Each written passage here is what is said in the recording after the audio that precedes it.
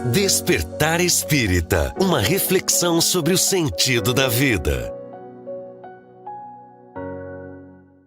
Está começando mais uma edição do programa Despertar Espírita, uma reflexão sobre o sentido da vida, que você acompanha aqui na TV Diário, também pelo YouTube, pelas plataformas sociais, sempre partilhando temas que são trazidos no estudo da doutrina espírita. Na companhia hoje da Márcia de Fô, do Jorge Brandão, a quem eu quero abraçar depois de alguns programas de ausência, né?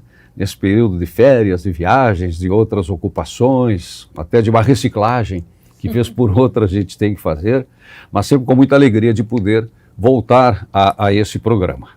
E o nosso tema hoje é muito bom. E quando não é, né? Sempre muito bom. O Cristo Consolador. Quem tiver o Evangelho segundo o Espiritismo, quiser acompanhar ou depois quiser rever, capítulo 6 do Evangelho segundo o Espiritismo, o Cristo Consolador, o jugo leve. Fala também do Consolador prometido, instruções dos Espíritos que são sempre muito educativas e muito elucidativas, advento do Espírito Verdade. Mas, enfim, o Cristo Consolador. Quem é, Márcia, o Cristo Consolador? O Cristo Consolador é um ser revolucionário, né? Eu costumo dizer que um dos mandamentos mais revolucionários de Jesus justamente é a lei do amor. Quando ele vem trazer para nós uma proposta totalmente diversa daquela que o status quo previa naquele momento, em um cenário de turbulência, de injustiças, de uns querendo mais poder que outro, um sobrepujando o outro. Então traz uma proposta, esse ser ímpar, convidando-nos a olhar o inimigo de uma outra forma, né? Então, percebe-se que a revolução de Jesus está num processo de nos acessar internamente para que o drama aconteça de dentro para fora e a gente possa travar as batalhas adequadas na sociedade, né? Então, realmente estamos falando de uma personalidade diversificada. E não há como falar de espiritismo sem falar de Jesus. Né? E essa é uma fala importantíssima, porque muitas vezes surgem questionamentos do nível: espiritismo acredita em Jesus? Como Jesus se situa dentro do espiritismo? Vocês acreditam no Cristo? E essa é uma proposta que tem que ser trabalhada nesse momento, porque doutrina espírita não está dissociada da personalidade do Cristo. Jesus trouxe o advento do Espiritismo. Jesus faz parte do advento do Espiritismo, né? Então, se temos doutrina espírita hoje, é por conta desse guia e modelo, que nos trouxe essa proposta de filosofia, de orientação, para que pudéssemos nos aproximar da mensagem em essência. Então, estamos falando realmente de uma personalidade diversificada. Pois é, eu até pensei em fazer uma leitura inicial do que está escrito aqui, né, na introdução, mas fui direto para essa pergunta porque ela veio. E já que a Márcia falou em batalhas, as batalhas propostas por Jesus e que são vencidas ou enfrentadas de dentro para fora, quais são as armas, Jorge, para o enfrentamento desta batalha? Bom, corroborando com o que a Márcia falou, né, realmente o Espiritismo é essencialmente cristão. Né? Isso é algo que não pode ter dúvidas. Né? Por ele é o nosso modelo, o nosso guia. Então, falar de Espiritismo, como disse a Márcia, sem falar de Jesus não é possível. Né? Então, nós vivemos num mundo hoje com muitas dores, né, que todos nós passamos por dificuldades e por dores. Desde aquele que mora na choupana mais simples até aquele que está num palácio, a dor se apresenta. Né? E o Espiritismo nos coloca de pano de fundo a imortalidade da nossa alma, a imortalidade do ser. E ao nosso lado coloca o Jesus, o Mestre Jesus, o Consolador.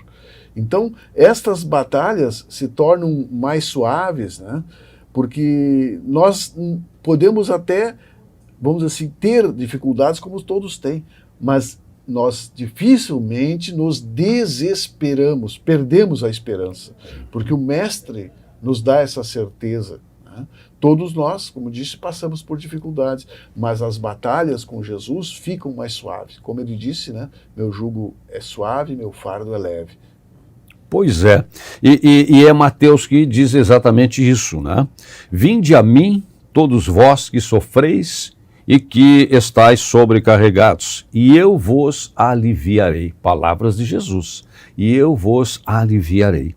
Tomai meu jugo sobre vós, e aprendei de mim, que sou brando e humilde de coração, e encontrareis o repouso de vossas almas. Olha o que Jesus diz como sinalização, como indicativo, né?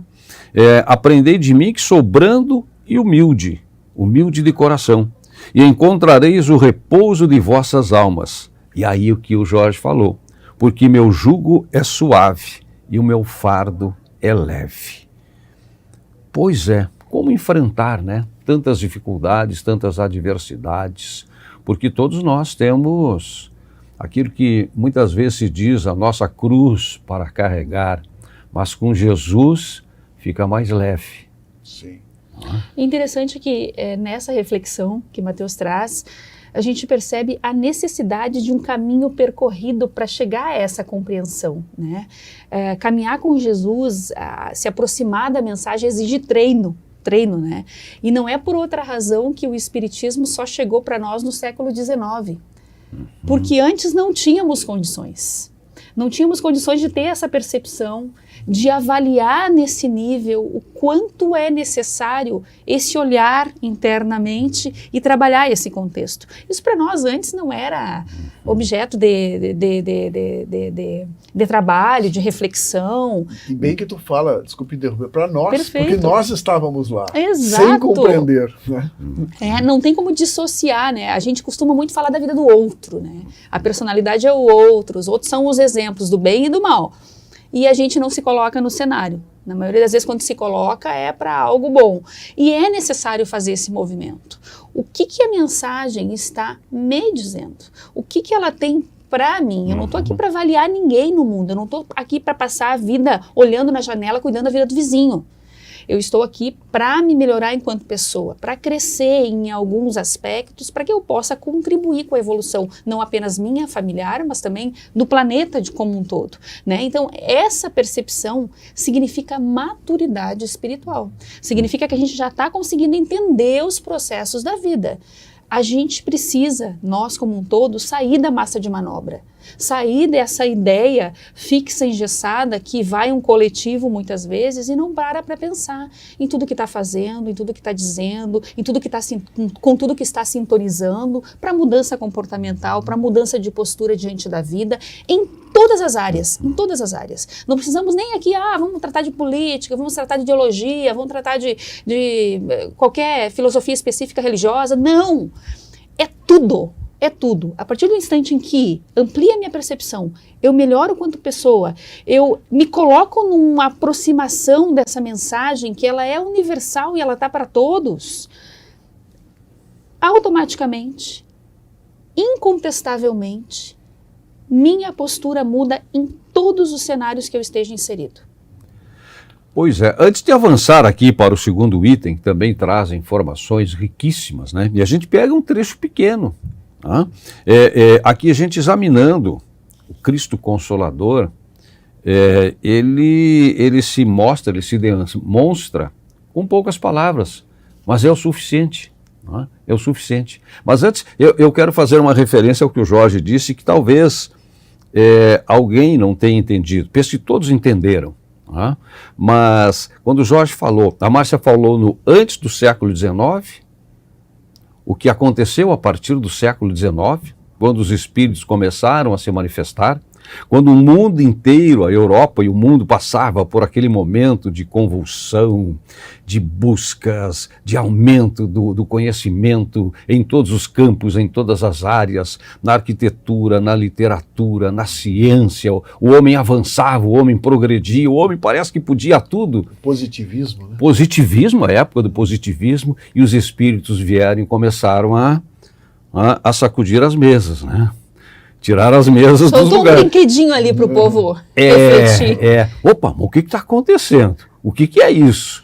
Até que Kardec foi chamado, reticente, duvidando, foi lá, verificou o que estava acontecendo e identificou. Aí tem uma inteligência. Por trás disso Por trás disso tudo tem uma inteligência. Né? E aí Kardec passou a corresponder ao chamamento que ele já havia recebido. Né? E aí os espíritos fizeram essa manifestação para dizer, é a minha compreensão, a minha leitura sobre aquele momento, porque às vezes a gente ia perguntar, mas por que hoje as mesas não estão girando, aí os espíritos não arrastam mais as mesas, não levantam mais as mesas, porque não há necessidade hoje. E uma coisa interessante nessa tua fala, Vicente, é que Kardec era um estudioso do magnetismo. Exatamente. Naquele momento, por que a reticência de Kardec com relação ao fenômeno? Não, o homem é capaz de movimentar objetos. O seu animismo, a sua energia, o magnetismo já explica que o homem é capaz de fazer. Então, mover mesas não era para ele algo assim que pudesse ser relacionado com uma inteligência. Né? Então, ele partiu do pressuposto da exclusão do que a matéria, o homem é capaz de fazer para tratar de um fenômeno, de uma situação, de um contexto, de um ponto que ele não conhecia. Sim, quando foram feitas perguntas difíceis e as respostas foram extraordinárias, aí mexeu com Kardec. Exatamente. Aí tem uma inteligência que ele chamou de fluido cósmico universal. E aí ele disse, o homem é capaz de fazer o movimento. Agora, essas respostas não é fruto de um homem. É verdade. A fronteira entre a vida e a morte, entre o visível e o invisível. Tá? E vejam, a gente pega um ponto e vai longe, mas o que eu queria, que me despertou para talvez trazer, não é como esclarecimento, mas como, nem complementação, mas uma ilustração daquilo que disse o Jorge. A Márcia falou no antes do século XIX, no século XIX, e dali para cá e o Jorge, e nós estávamos lá. Nós estávamos lá. Como assim? Como assim? Como assim? Aí vem o pilar da nossa doutrina. Exatamente. Tudo é culpa dos nossos antepassados. Tudo É é culpa da isso, mãe, do é pai, isso, da educação que eu isso. recebi. Eu tenho dito, nós somos herdeiros da nossa própria herança. Nós estamos colhendo hoje os frutos que nós mesmos semeamos em outras encarnações. Nós somos o resultado das nossas escolhas pretéritas. Então, é bem possível que nós estivéssemos lá. A grande questão é, que lado a gente estava? O que a gente estava fazendo lá? O que a gente estava aprontando? O que a gente estava aprontando, né? A gente sabe que tem alguns espíritos que estavam lá e já estão em esferas mais avançadas. Isso quer dizer que a nossa condição não era das melhores, porque estamos aqui ainda, né? Mas eu até acho que está bem. Nós já fomos muito piores. Sim, estamos na nossa melhor versão. Na nossa melhor versão. E ainda com possibilidade de aprender. E é isso que eu acho fantástico na doutrina espírita. O fantástico é poder estar falando sobre isso hoje. Exatamente. Com essa percepção. E é interessante isso, né? Que o Espiritismo nos diz o porquê e o para quê. E o para quê. Principalmente o para quê. Para quê? Para que nós estamos passando por dores, né? É verdade. Porque a humanidade nos mostra portas larguíssimas, né? Fáceis de entrar, talvez difíceis de sair. É verdade. E Jesus nos apresenta a porta estreita. Porta estreita. E aí cabe a cada um de nós fazer as nossas escolhas. É verdade. Então, você que está nos acompanhando, já se deu conta de que também esteve lá? De que todos nós estivemos lá, vivendo outras encarnações? E essa realmente é a grande chave. Para mim foi o que me despertou, o que me abriu, o que me escancarou as portas para a compreensão do para quê, vem com o processo da reencarnação. Por quê? Porque aquilo que também foi dito, né, quando Kardec perguntou para a espiritualidade, dos dois mundos, o material e o espiritual, qual é o principal? E não perguntou qual era o mais importante. Qual era o principal? O mundo espiritual. Porque é pré-existente e sobrevivente. Sobrevivente. Então, nós já existimos. Estamos aqui de passagem. E continuaremos existindo. Continuaremos existindo. E uma reflexão também que dá para nós fazermos juntos aqui, por exemplo, esse mundo, a felicidade plena não é possível, é Sim. uma felicidade parcial. Porque se fosse um mundo de felicidade possível, os espíritos superiores estavam aqui, não estavam no plano espiritual. Aham. Mas eles só vêm aqui em missão, para nos ajudar.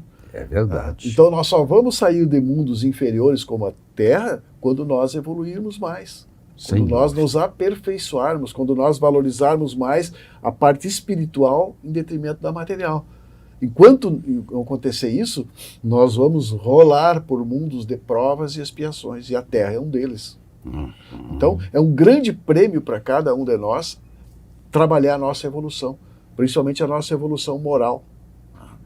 Então, isso que eu acho que essa essência, né, do espiritismo, né? Por que eu vou? Porque tem muitos porquês e tem muitos paraquês, né? É A gente verdade. realmente vale a pena buscar a porta estreita, né?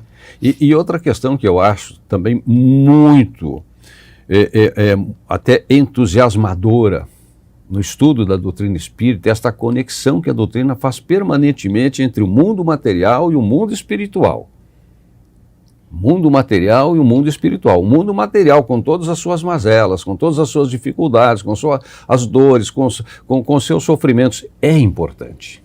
É importante. E é importante que cuidemos desse mundo, a partir do nosso mundo interior. Por isso a Márcia falou, disse aqui na sua primeira fala, né? Esta grande revolução proposta por Jesus, ela começa dentro. Esse é o primeiro grande mundo que a gente tem que cuidar. O nosso interior.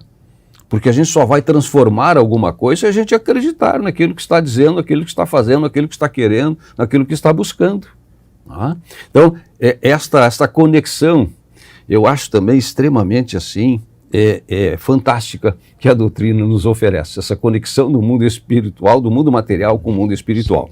E aí, no segundo item, está escrito o seguinte, ó, desse capítulo: todos os sofrimentos, misérias, decepções, dores físicas, perda de seres queridos, encontram sua consolação na fé no futuro. Encontram sua consolação na fé no futuro, na confiança na justiça de Deus, que o Cristo veio ensinar aos homens.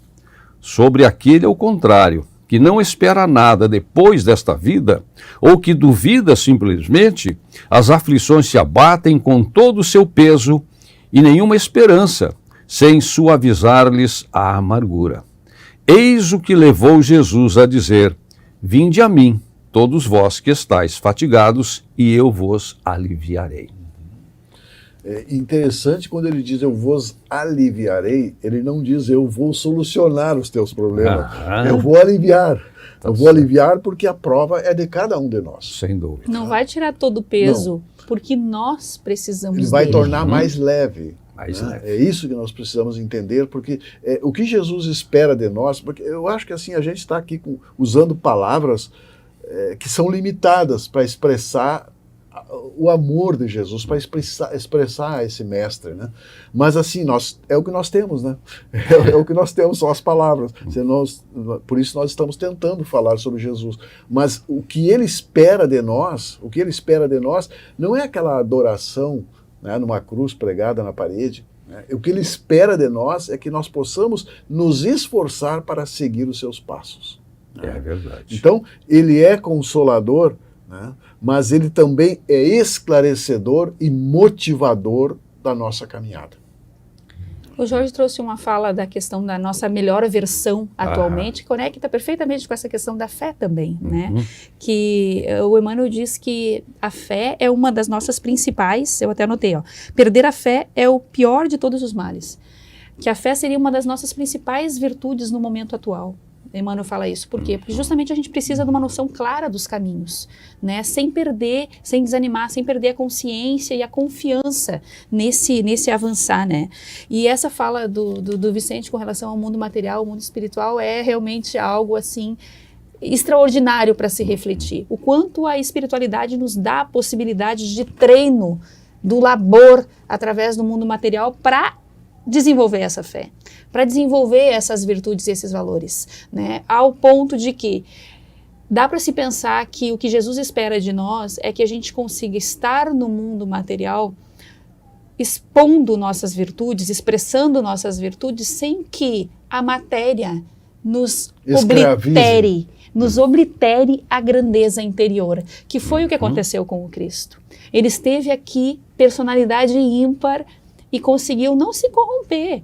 O exterior, a matéria, útil como ferramenta de trabalho para ele, inclusive sendo utilizada para trazer clareza aos demais, não o impactou ao ponto de o tirar da conexão e da meta, do propósito. E eu acho que é esse o convite do mundo material para nós. E ele esteve aqui sem dever nada.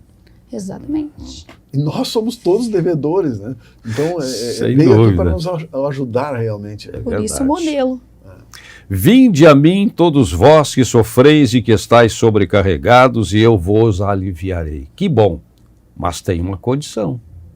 Tem uma condição. E é sobre isso que a gente vai falar na volta do programa. Vamos ao intervalo, que é bem rápido, já voltamos com mais essa edição do Despertar Espírita, uma reflexão sobre o sentido da vida. Já voltamos. Despertar Espírita, uma reflexão sobre o sentido da vida. Pra você que quer viver em paz, família sorrindo, amigos contigo, isso é Causo Mais. Na Causo Mais, nós sabemos que a consulta com um médico especialista não pode esperar, que o plantão 24 horas adulto e pediátrico é fundamental, que os descontos em exames, atendimento odontológico, além de todos os benefícios que nosso cartão oferece, garantem saúde e tranquilidade pra você e sua família em todos os momentos. É Causo Mais.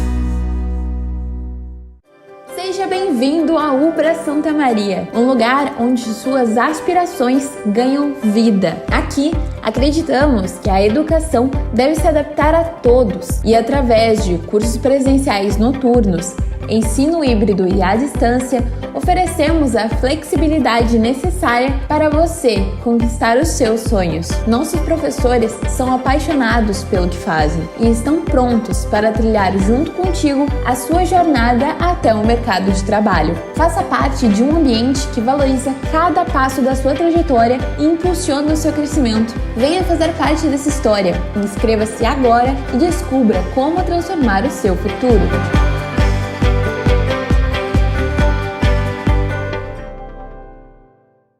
Despertar Espírita, uma reflexão sobre o sentido da vida. Estamos de volta com o programa Despertar Espírita, uma reflexão sobre o sentido da vida que você acompanha aqui na TV Diário, sempre o nosso agradecimento à TV Diário, também pelo YouTube, pelas plataformas sociais, hoje na ausência do Diógenes e também da Carmen, né, que está também integrada ao grupo do Despertar Espírita, aqui na companhia da Márcia Difo e do Jorge Brandão. Então, retomando a fala antes do nosso intervalo, vinde a mim todos vós que sofreis e que estáis sobrecarregados, e eu vos aliviarei. Entretanto, Jesus coloca uma condição, que está aqui no capítulo 6. A sua assistência e a felicidade. Ele coloca uma condição. A sua assistência e a felicidade que promete aos aflitos. Essa condição está na lei que ensina. Seu jugo é a observação dessa lei, mas esse jugo é leve e essa lei é suave, uma vez que impõe, e esta é a condição, impõe por dever o amor e a caridade. O amor e a caridade. O amor e a caridade. Por isso Kardec falou, fora da caridade não há salvação. Ou fora do amor não há evolução. Não há evolução. E no item 6 desse capítulo 6, aqui do item 6, tem uma frase que complementa, Vicente, isso que o que Jesus falou. E ele nos diz assim: em verdade vos digo, os que carregam seus fardos e assistem os seus irmãos são os meus bem-amados. Instruí-vos na preciosa doutrina que dissipa o erro das revoltas e vos ensina o objetivo sublime das provas humanas. Eu só. Então, realmente, Emmanuel nos fala, né? Eu pesquisei também isso que tu falou sobre Emmanuel, e quando se perde a fé, perde tudo. Me chamou muita atenção essa fala de Emmanuel, né? E realmente, nós perdermos a nossa fé, nós estamos à deriva, como um barco à deriva. Né? Então, o que Jesus coloca aqui, até ele tem outra passagem que diz assim, ó, nesse item 6, que eu acho muito interessante aqui, ó, venho vos ensinar e consolar os pobres deserdados, venho dizer-lhes que elevem sua resignação ao nível de suas provas, que chorem, porque a dor estava presente comigo no Jardim das Oliveiras. Então, assim, ó, Emmanuel nos faz essa citação dos tipos de lágrimas, né? Aquelas lágrimas que são derramadas pelo sentimento natural, e essas lágrimas, elas dão óleo para a candeia e iluminam o nosso caminho. Né?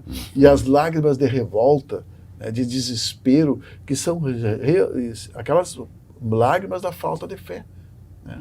Tá? Quando se perde totalmente a esperança. Nós não estamos aqui para condenar quem está desesperado, mas para dizer que o Cristo Consolador realmente estará sempre ao nosso lado.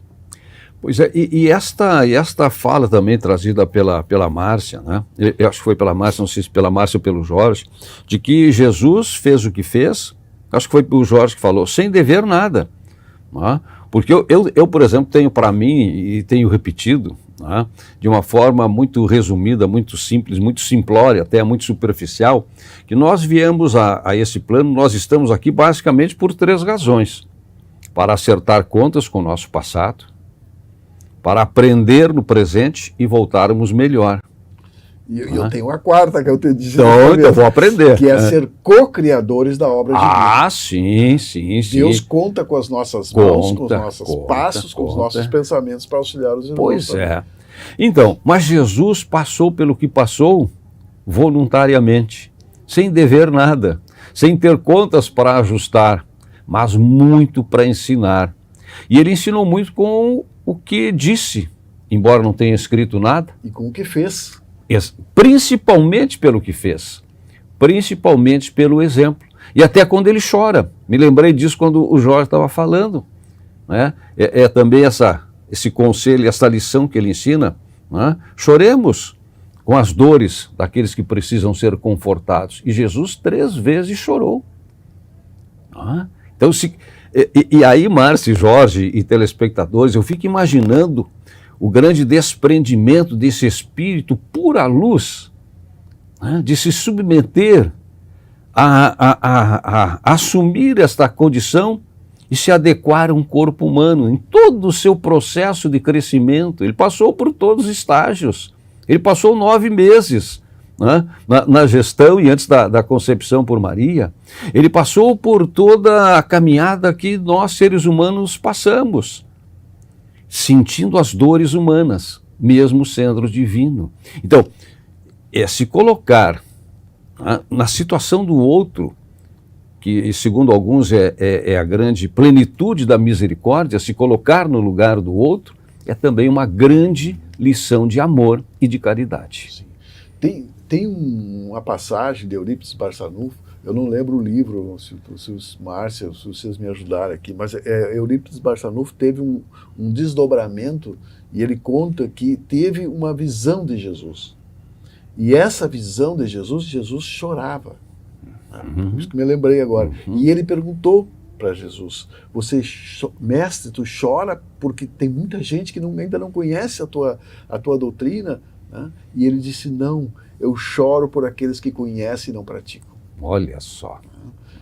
Então, realmente, o conhecimento é a base, mas sem a prática, ele não vale nada. Por isso ele chorou diante de Jerusalém, né? Chorou diante da morte de Lázaro, chorou diante da sua condenação. Jesus não veio para ser uma personalidade mística, né? Como é que alguém se torna guia e modelo para outra pessoa? Como é que alguém se torna referência? Se humanizando. É necessário se aproximar do tutelado. Era necessário que Jesus se aproximássemos de nós em nossas limitações para nos levar à compreensão. Porque se uma figura chegasse ali totalmente blindada aos contextos do mundo, aquele ser lá não me representa. Ele não passou pelo que eu passei, e a gente não ouve isso dos nossos confrades de caminhada. Não fala isso, porque tu não passou pelo que eu passei, tu não sabe o que eu vivi naquele momento. Jesus sabe o que cada um de nós vive em cada momento. Jesus se aproximou em essência, passou por um processo de crescimento, de nascimento, de fases da vida, de experiências, de traições e torturas. A dor estava comigo. No Calvário, nas dificuldades, no Jardim das Oliveiras.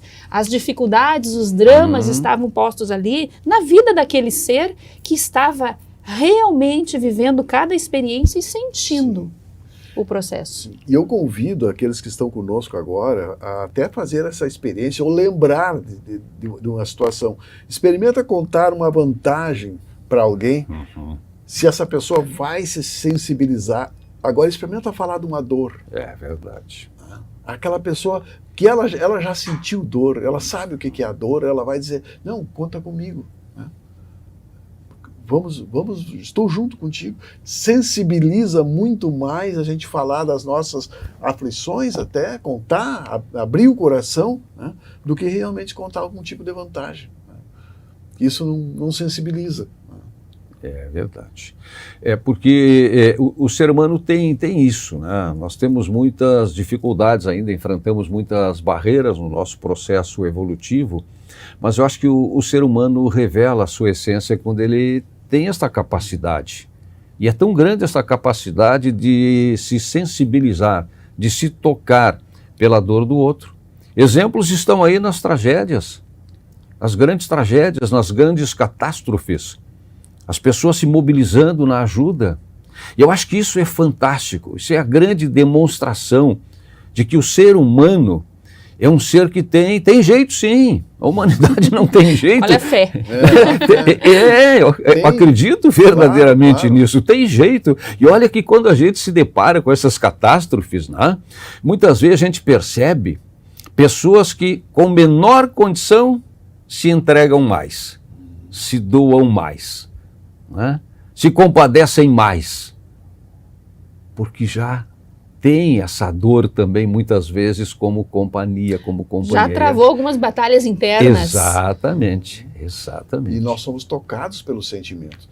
Um outro exemplo, eu lembro, eu não sei se quem está nos acompanhando, mas quando aconteceu a tragédia das Torres Gêmeas, eu assisti, eu tinha uma TV no meu escritório e eu olhei aquelas cenas, aquelas imagens e até comentei com a moça, a secretária que estava lá, colocaram um filme essa hora da manhã, estão passando um filme. Né? Aí eu olhei assim, não, mas isso é real. Eu lembro de tudo, eu lembro daquela sala, eu lembro de tudo que estava ao meu redor, porque aquilo me marcou profundamente. E quando a gente é atingido pela emoção, a gente realmente não esquece. Registra. Eu faço um desafio para quem está conosco de lembrar de cenas. Quando o Ayrton Senna, o acidente do Ayrton Senna, como aconteceu a tragédia da Boate Kiss, tudo isso... O que estava fazendo na hora, quem estava junto, a gente consegue lembrar. Lembra de detalhes. Verdade. Porque a emoção nos toca. Verdade. E é nisso que Jesus acredita.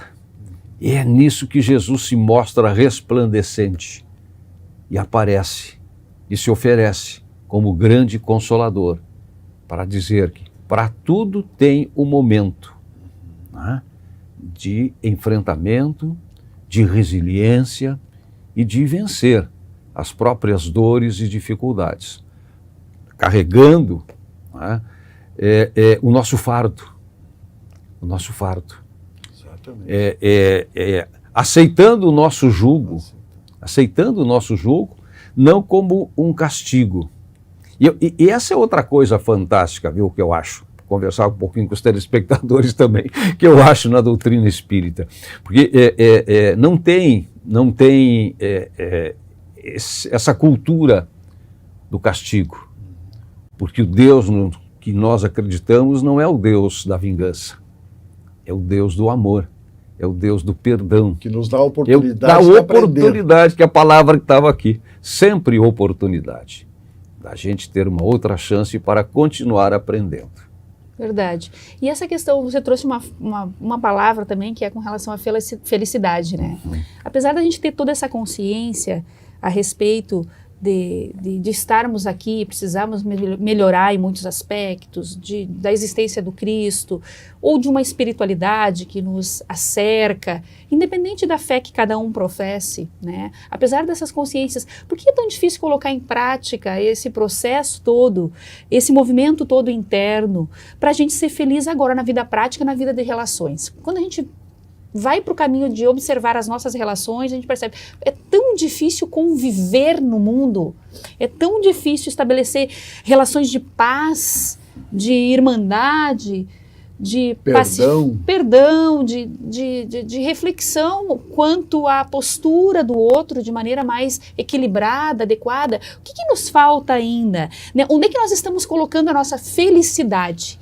Será que a gente está colocando a nossa felicidade no lugar certo? Será que não é essa a razão do porquê que a gente não encontra essa felicidade? Será que a gente não está esperando muito do outro? Né? E olhando pouco para si, porque quando a gente coloca a felicidade em lugares inalcançáveis ou lugares frágeis, ela realmente não chega a contento. Né? Eu posso ser a melhor pessoa no meu ambiente de trabalho, mas eu não posso garantir que o meu chefe não vai me demitir. Eu não tenho essa garantia, porque esse processo depende dele. Eu posso ser a melhor pessoa na convivência familiar, como mãe, como esposa, né, como no processo educacional, mas eu não vou poder garantir que o meu filho vai ter uma conduta alinhada com aquilo que eu acredito que seja o melhor para ele, porque isso depende dele também. Sim. Ainda que eu faça o meu melhor.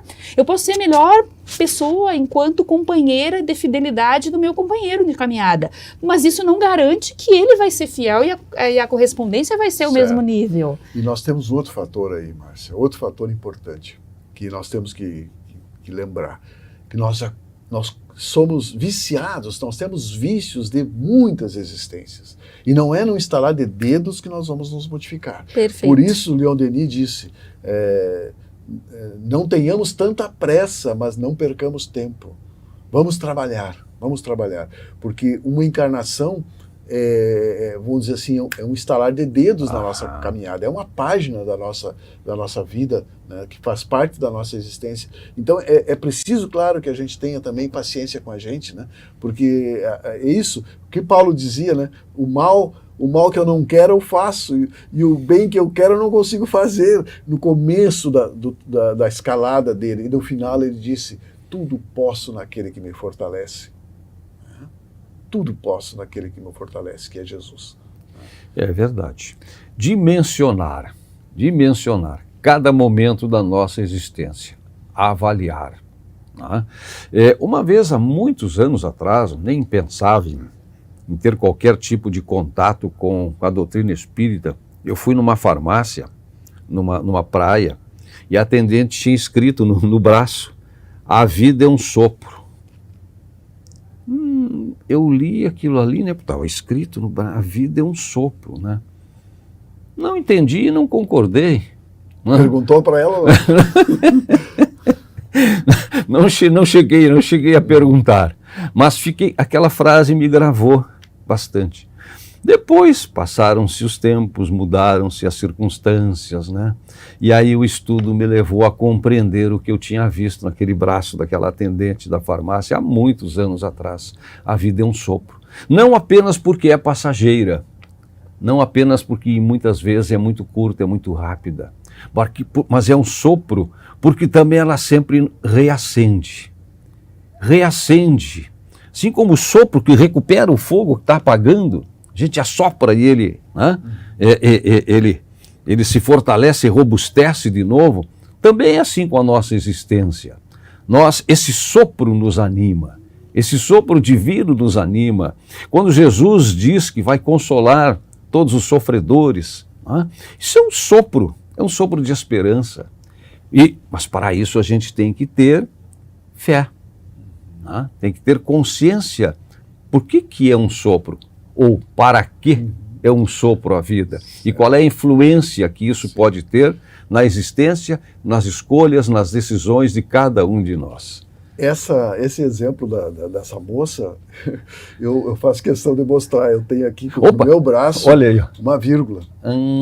Eu gosto muito quando as pessoas... Por isso que eu perguntou para ela o que era um sopro. Eu gosto muito quando as pessoas me perguntam por que uma vírgula. Porque na vida não existe ponto final aqui na Terra. Olha só. Né?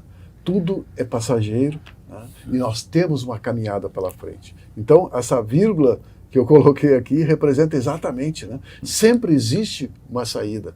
Não vale a pena nós nos desesperarmos, né? Porque a vida aqui na Terra não é um ponto final. Não existe ponto final. Você colocou ela aí estrategicamente para ter ponto de troca. Isso, a pessoa está ali, não tem nada que fazer. O que é essa vírgula?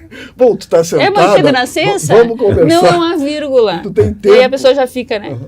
Daí tu explica. Tu tem um tempinho? Vamos conversar então? E nada por acaso, né? Nada é por acaso. Fantástico. Tudo tem uma finalidade. Tudo tem um propósito.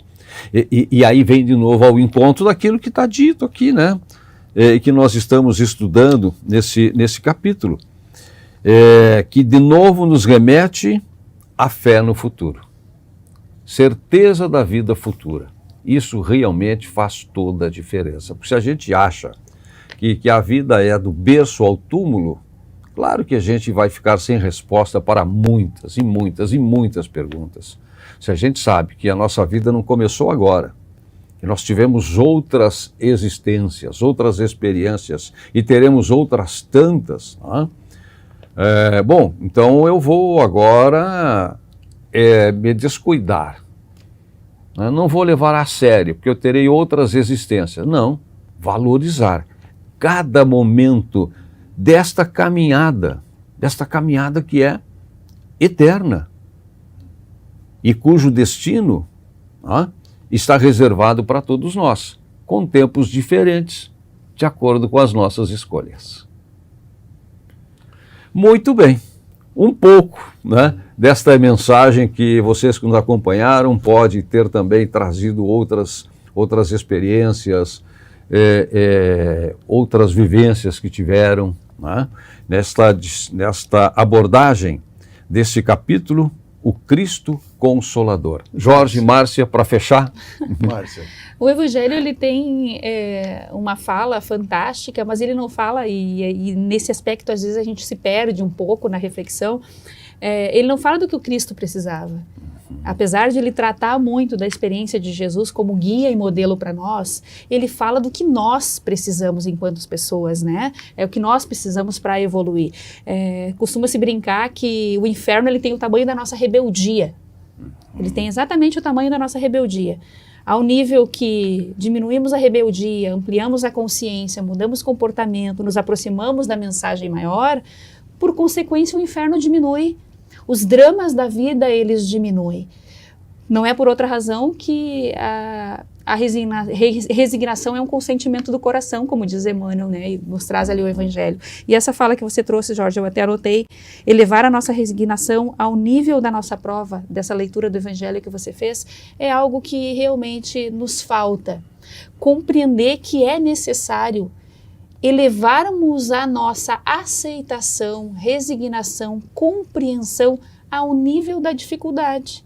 Esse drama é grande nos dias atuais, esse drama é grande na minha vida, essa experiência agora está difícil, é uma grande montanha. É esse o tamanho que tem que ter a minha resignação. É esse o tamanho que tem que ter a minha fé, a minha compreensão, para que eu possa transpor esse obstáculo que a vida me apresenta como treino para virtudes que virão. Eu finalizo lembrando, né, que Jesus nos trouxe um verdadeiro sentido para a nossa vida. E quando a gente tem esse sentido, a dor ela é suportável e ela é instrutiva. Nós começamos a ter a compreensão do que realmente nós estamos fazendo aqui, por que nós estamos aqui, para onde nós vamos, e esse sentido nos fortalece. E é o sentido que Jesus procurou nos ensinar, né, nos seus passos aqui na Terra. Obrigado, Jorge Brandão, Márcia Difo, pela companhia, você que nos acompanhou até agora em mais essa edição do Despertar Espírita. O programa termina hoje aqui, mas a vida sempre continua, nesta e em outras dimensões. Até o nosso próximo encontro. Despertar Espírita, uma reflexão sobre o sentido da vida.